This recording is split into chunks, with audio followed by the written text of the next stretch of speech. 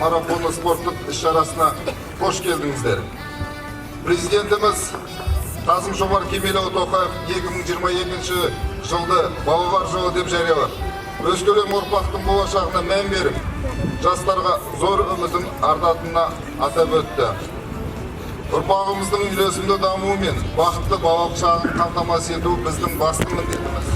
Всем участникам хочу пожелать прежде всего хорошего настроения, чтобы вы сегодня зарядились позитивом, получили удовольствие от соревнований и, конечно же, показали свой самый лучший результат. Удачи всем! Осы жарыста тек қана жақсы нәтижені көрсетесіңдер деп үміттенемін. Тек қана сәттілік тілеймін.